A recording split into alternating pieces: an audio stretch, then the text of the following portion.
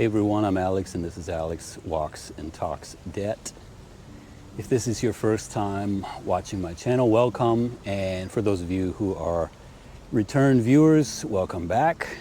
As always, if you guys find value in what I do, please like, comment, and subscribe. So guys, today I'm going to be talking about one of the most immoral medical debt collection practices that puts millions of Americans deeper into debt and ruins credit scores.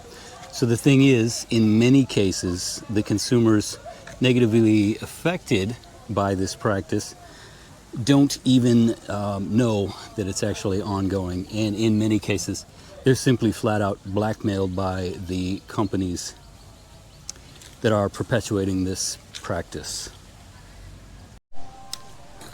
So the other thing that is so really evil about this practice is that the people who fall victim to it actually don't even know that they're being blackmailed, and in most cases they end up paying far more than they owe. So the practice that I'm referring to is known as debt parking, and it is a practice that's pretty widespread across the debt collection industry.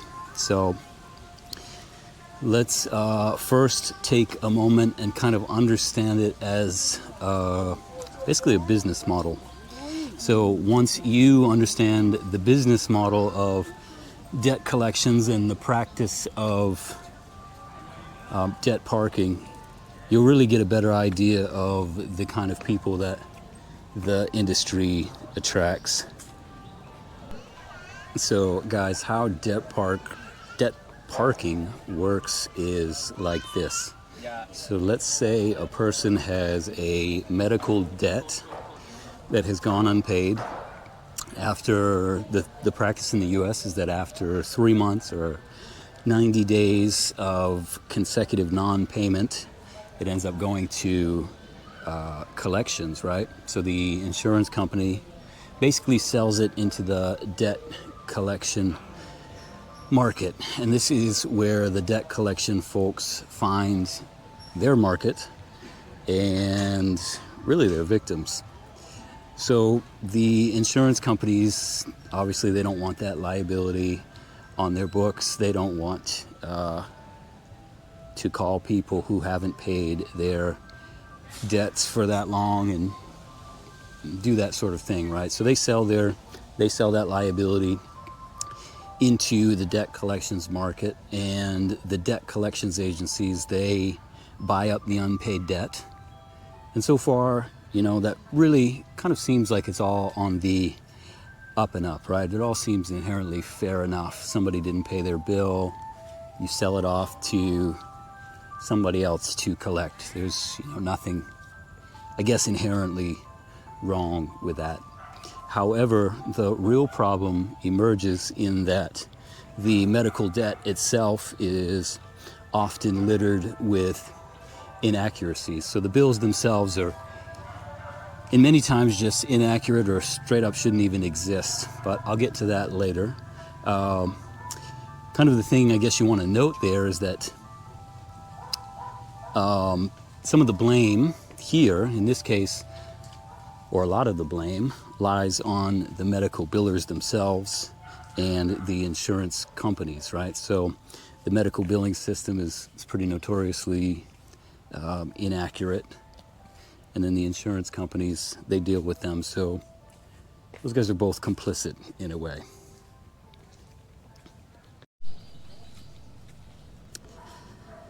So the debt collection agencies, they buy up that bad medical debt, and they do this really, to be honest, for the express purpose of a practice known as debt parking. So what they do, and what the practice of debt parking is that they immediately report those unpaid medical bills to the credit ratings agencies.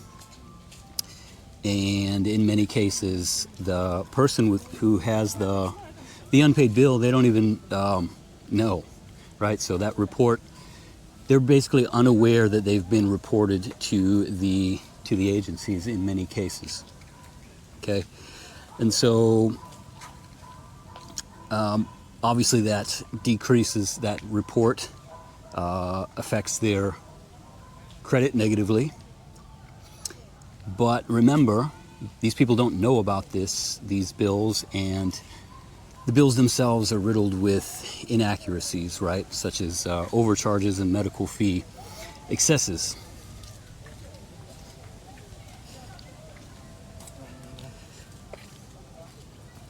And so the person has basically inaccurate reports, lowering their credit, and they might not find out about it until they really get denied for something like a mortgage. And that's what the essence of debt parking is, okay? Basically, these companies buy up these inaccurate reports, immediately report them to the ratings agencies, and then they wait for the people to find out, and they hold them captive. And so this is exactly what happened to one consumer who was unnamed in the report that I read. This is from a case that made it to the federal level. It was levied by the Federal Trade Commission against a company called Midwest Recovery Systems. And so what happened was this. Midwest Recovery Systems bought up basically a tranche of consumer debt, consumer medical debt, which was for one person valued at $1,500. This person had a $1,500 bill, according to the records of Midwest Recovery Systems. That consumer, with the $1,500 unpaid bill, a bill that was unknown to him, he went on to apply for a mortgage, and he was basically completely unaware of the damage that had occurred. So his credit report, because it had been reported by Midwest Recovery Systems, included an unpaid medical bill to the tune of $1,500. That obviously dinged his credit score and threatened his ability to secure a mortgage. So he called the hospital, only to find out, and this is where it gets very interesting, that the $1,500 unpaid bill was not in fact valued at $1,500 at all. It was simply an $80 copay. But as you may be able to guess, the debt collectors did not care about those inaccuracies.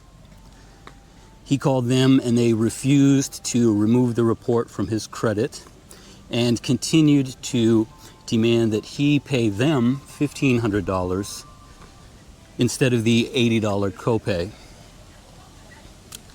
So again, this company, Midwest Recovery Systems, had bought up a tranche of medical debt, which they assumed had a dollar value of X.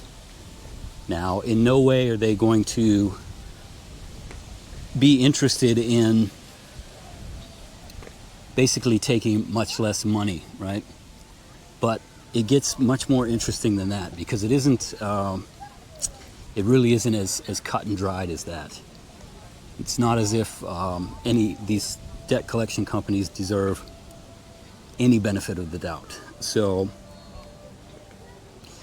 the thing is here that the debt collections agencies, they're well aware that these reports are wildly inaccurate, as we're about to find out.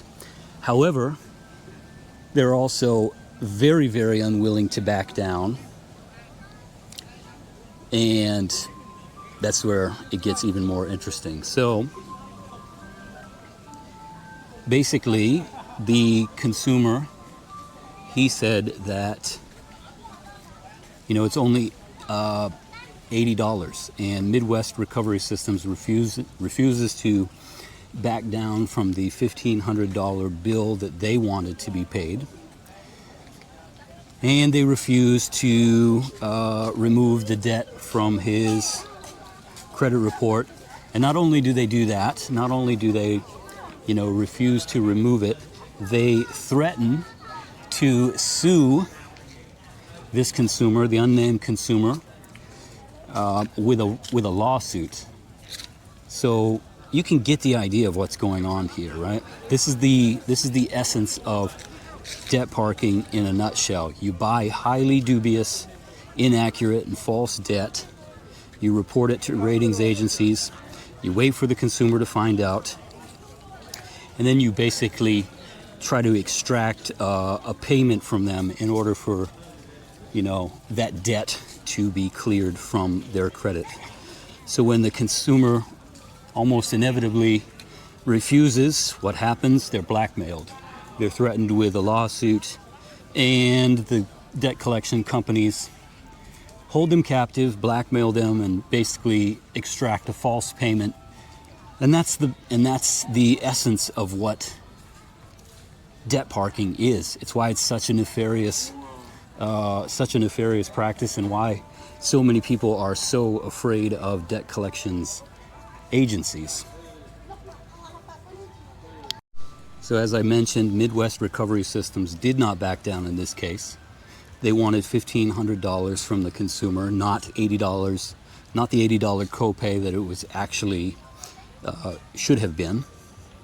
So it turns out that the company, Midwest Recovery Systems, did this many times. They reported more than 98 million in false or inaccurate debts, and that statistic is according to the Federal Trade Commission. And these inaccurate debts, they are either false or inaccurate, and they included a bunch of medical debt in the process of being rebilled to consumers' medical insurance, and even debts people had already paid. So they got sued by the Federal Trade Commission. And again, here's the interesting fact. The Federal Trade Commission, in their lawsuit against Midwest Recovery Systems, alleges that between 80 and 97% of those debts were inaccurate or false. So if you're following, basically, it's very obvious here that Midwest Recovery Systems knows what they're doing.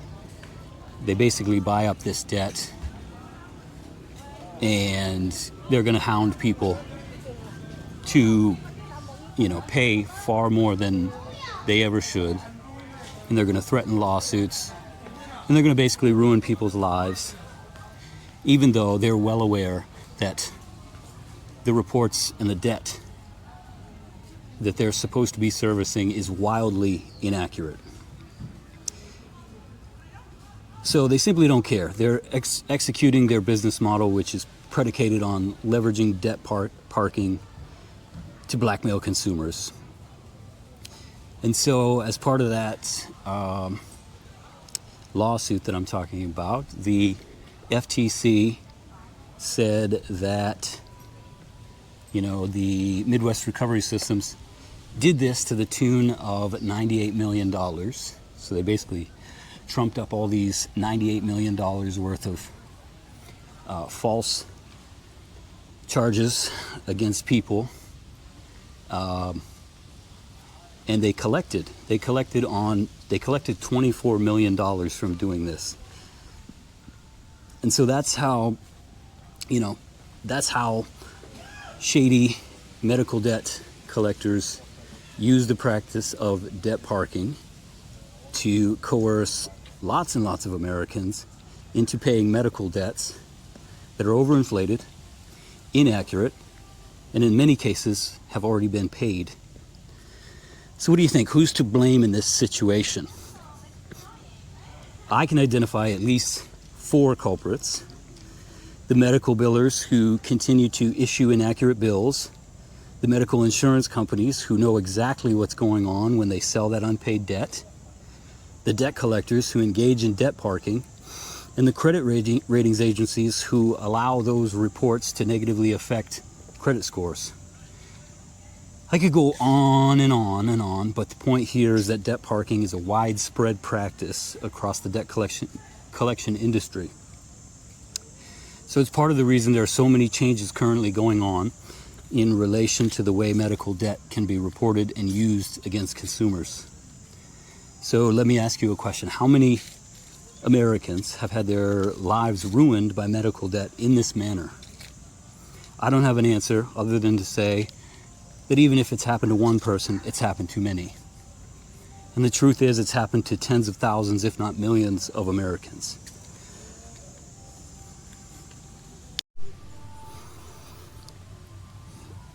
So that leads me to the topic of one of my next videos, which will be about what to do if you find yourself in medical debt.